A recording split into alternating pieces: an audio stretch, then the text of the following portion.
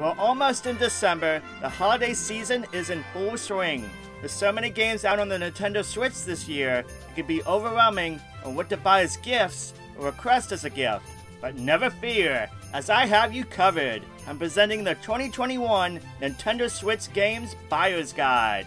These games are all physical games that I bought and played in the year of 2021. There's a little bit of everything, and quite a few heavy hitters here too. Last year might have been a bit bare with releases, but 2021 has certainly not been that case. So without any further ado, hang on, make sure to subscribe to the channel, and here's my 2021 Nintendo Switch Games Buyer's Guide.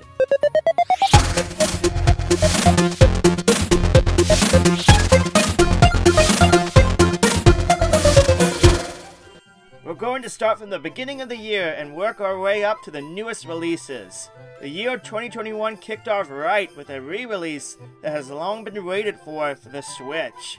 Yes, Super Mario 3D World finally came to the Switch, and it was one of my favorite Wii U games. If you've never experienced it before, it's great fun. Local multiplayer is absolutely mind-blowing. Plus it came with the short but super sweet Bowser's Fury that is absolutely wonderful. The only problem with the game is the online multiplayer is a bit of a mess, so be warned. Otherwise, if you're playing solo or local, this game is a real treat. If you're a Mario fan or a 3D platformer fan, this is a game to get for the Switch. Near the end of February, we saw the release of Persona 5 Strikers, a Persona game using the Tecmo Koei's Warrior style of gameplay. This game was a great surprise, and it plays pretty well on the console. For those worried, it is more of a Persona game than a Warriors game, so if you're a fan of the series, but a bit apprehensive to jump in, I feel you will be fine playing this one. Story-wise, it's a continuation of Persona 5, and I personally need to get back to this one and finish this title, but what I've played, it's a blast. Best of all, it's been price reduced since launch and can be had for brand new for about $30 or so. Monster Hunter Rise. Oh my goodness, this is a hell of a game. As a fan of the series, Monster Hunter Rise is a breath of fresh air. Its combat is really fast and it's thrilling. If you have never played a Monster Hunter game before, this is the game to start with. The online multiplayer is awesome, and I've been able to play with friends all over the world without a hitch. I highly recommend this game to Switch owners, and if you can get some friends together, it's even more sweeter. Great game overall, and a really strong title for the platform. This one too has also been price reduced, going for as low as $30 new as of late. There's a huge expansion coming next year, so with all the current in-game content, plus free updates and missions, you'll be set for a long time. New Pokémon Snap came out in April, and honestly, it was a game that I never thought would happen. I mean, a brand new sequel for the legendary Pokémon Snap? Get out of here. But here we are. It exists. It's a fun game, and the discoverability aspect of taking pictures and trying to get the best photo is what keeps the game going. This game is a bit longer than the original, and it received an update this past summer to add another area to the game. If you're a Pokemon fan, or you know of a Pokemon fan, this is a title to look out for. Game Builder Garage is perfect for the player who likes to tinker with things. It's not for everyone, but if the aspect of making your own games, or seeing other creations, really resonates with you, then this is something to check out for the holiday season. There's an online mode where you can check out thousands of players' creations and games. It's a pretty fun tool to mess around with. It has an MSRP of $30, so this could be a nice stocking stuffer for the creative Switch player. And speaking of stocking stuffers, Olympic Games Tokyo 2020, the official video game, can be had for around 20 bucks. Heck, I think I got this for just $25 this past summer, only a month after release. It's got a bunch of different sports mini games in it, as well as one heck of a creative player mode, where you can share your creations with other players via a code. Not every minigame on it is a winner, but for as cheap as it was, I had a lot of fun this past summer with this title. Check it out if you're looking for a cheap stocking stuffer for the holiday. Mario Golf Super Rush is better now than it was at launch. It's much more fleshed out with additional courses that they've added, as well as additional characters. I had a lot of fun with this title, playing with friends, The new Donk City courses might be some of my favorite courses in the entire Mario Golf franchise. This is a good family game, and the online is fun and solid too. The single player story mode can be a little bit meh, but otherwise if you're looking for a solid arcade golf game, this is one to look out for. 2021 has some great RPG releases for the Nintendo Switch, and that kicked off this past summer with IX Monstrum Nox. This is a great action RPG and the latest in the IX series, and a lot of fun for the console. Between IX 8 and IX 9, it can be hard to decide which one is better, but I can safely say this is a must-play for any RPG fan for the Nintendo Switch. Definitely get it. Plus the packed edition, the physical edition, adds some nice goodies, so look out for that if you're a physical Nintendo Switch collector. And speaking of RPGs, we were blessed this year with another Monster Hunter game. This time a sequel to Monster Hunter Stories. Monster Hunter Stories 2, Wings of Ruin, is such a great turn-based RPG. It's so bright and colorful, and the battles are exciting. The monster collecting aspect, with hatching the eggs and fusing to create the best possible monsters, is highly addicting. Of course, there's a multiplayer mode where you can face off against others, but more importantly, there is a mode where you can go into hunts with other players. This is one packed game with all the updates they've been putting out. A gem for any Monster Hunter fan, as well as RPG fan for the system. I highly recommend this one.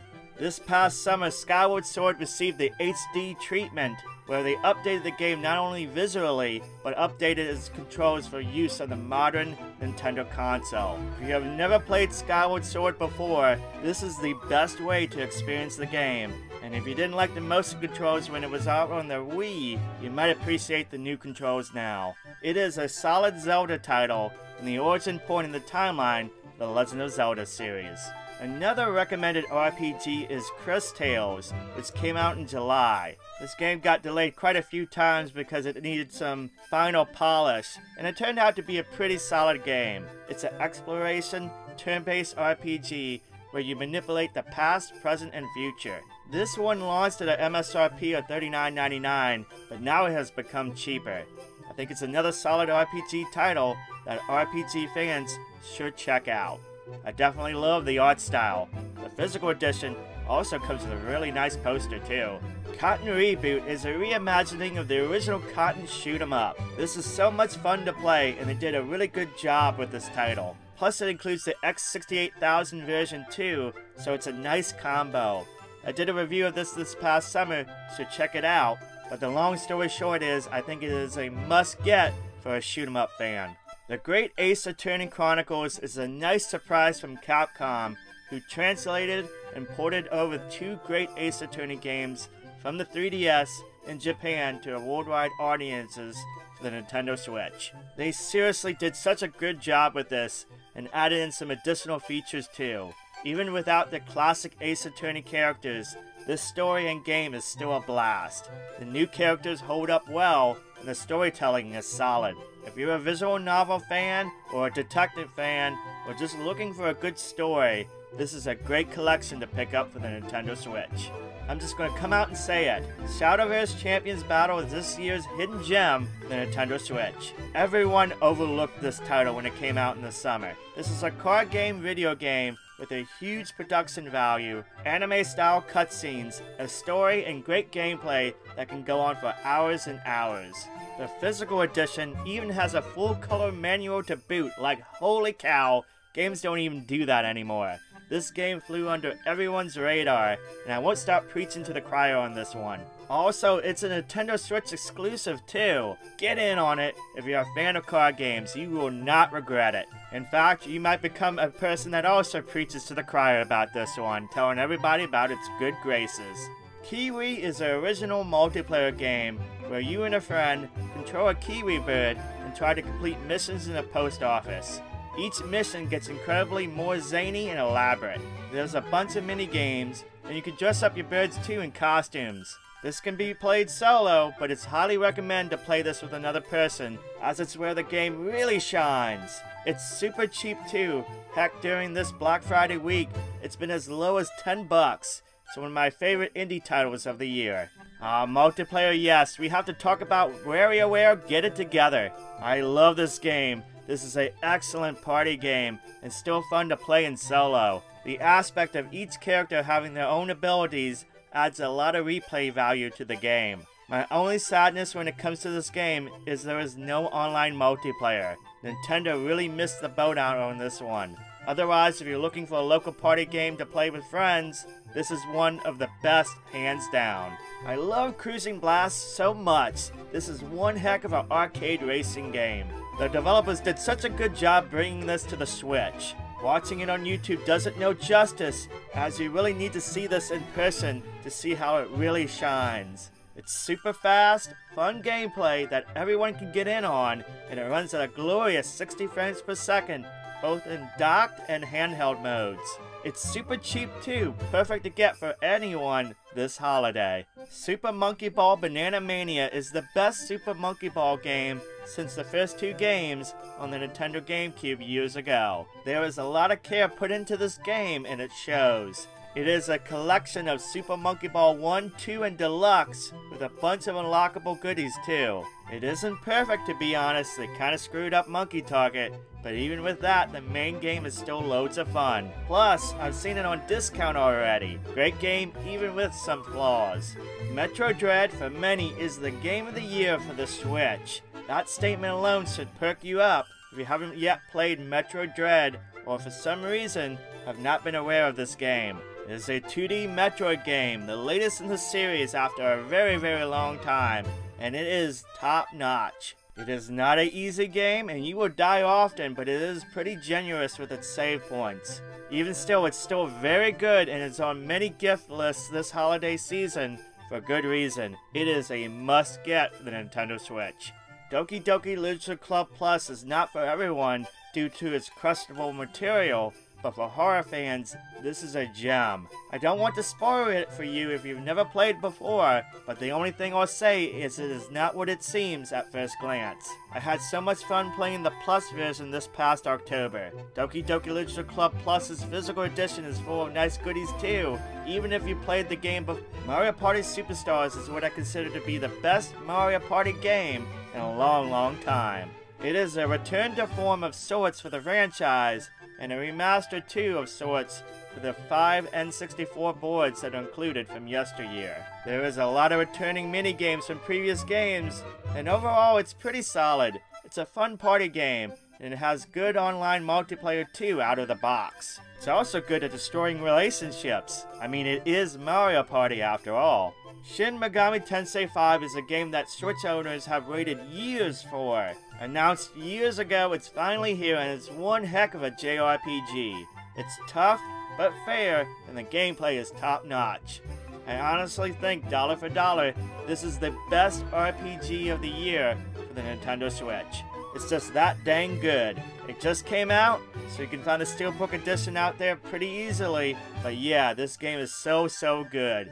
RPG fans, you need this game.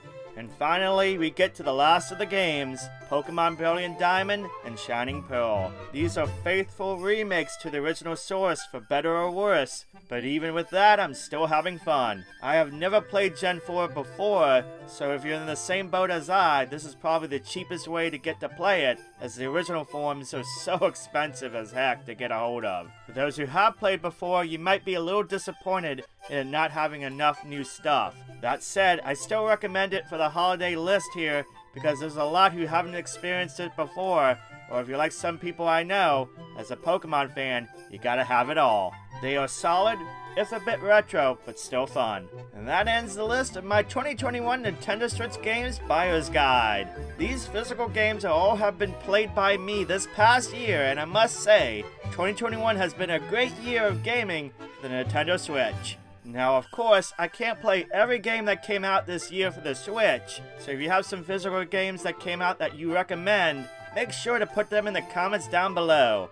Now, for my digital-only peeps, if you're looking for some eShop deals and recommendations, make sure to check out my eShop deals playlist, where I post the latest and greatest eShop deals each and every week. Also, I posted a list of cheap Nintendo Switch games for the Switch, $20 and under. So if you're looking for additional stocking stuffers, that is one to check out too.